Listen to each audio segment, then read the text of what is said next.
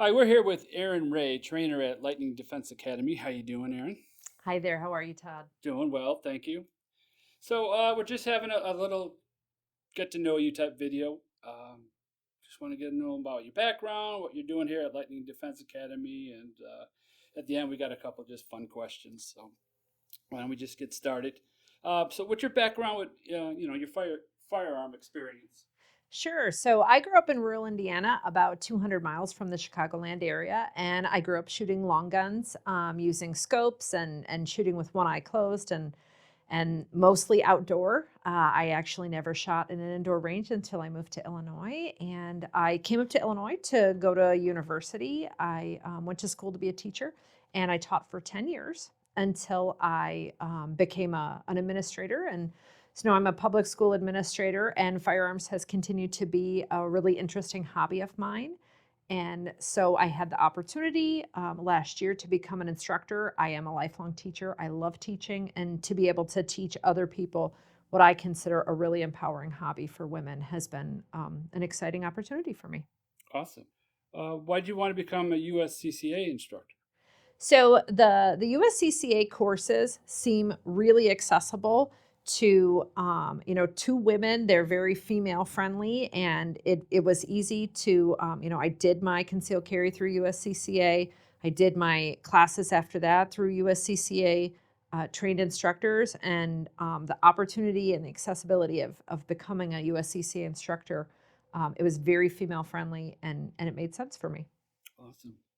So, what do you think about people that are thinking about getting their concealed carry license? They don't own a firearm yet, but they're kind of on the fence. They don't even have a FOID card. I mean, should they just come in and do the class anyway, or should they prepare for the class in any fashion before they take it? I would definitely recommend if a person is a first time shooter, they've never used a firearm, to sign up for a private lesson to get some lessons because, first and foremost, they want to find out what is the best and easiest way for them to stay safe and to enact and use safe firearm ownership. They should get their FOID card in order to be able to own a firearm. And then, absolutely, once they've taken that personal lesson, maybe concurrently with, they should sign up for the CCL class. Even if they decide never to carry afterwards, they're going to learn so much about being safe and staying within the law within that class. They will come to a greater understanding of how to personally defend themselves if they choose to carry and to do so safely and legally. Great, great. So, Aaron, what USCCA certificates do you hold? So the first certification that I chose to get was the concealed carry and home defense certification, but I knew that I wanted to focus on a female audience and empowering females if they wanted this to be a way of life for them as well. So I did get the women's fundamentals and personal defense certification as well. I also have the countering the mass shooter certification, and that is my favorite course to teach because as a public school administrator, I have a lot of background with school safety, and that's a training that I get to provide both to firearms owners and in schools. I also own the Family and Children's Firearm Safety, and I am hoping here at LDA to provide a lot of that children's safety because that's a big passion of mine. People staying safe in their homes, and doing firearm ownership in a safe and legal way. And then this summer in July, I am getting to go solidify my AR certification by doing the 1 week boot camp training. So I'm excited for that. Oh, that would be great. Awesome. All right, Aaron. So, as an instructor, what are you most passionate about? So I'm really passionate about the opportunity to teach women and to help empower them with their firearms so that they're able to do things like go to the range by themselves and know what questions to ask and know how to use their firearm and know how to get better. And so that they're able, should they so choose, to take a CCL class and to choose to carry. And this was a world, firearm ownership was a world that was traditionally a man's world, and it's 2023, and this is anyone's world. And so I just want to help women to feel empowered to own their own firearms if they so choose and to use them safely and legally.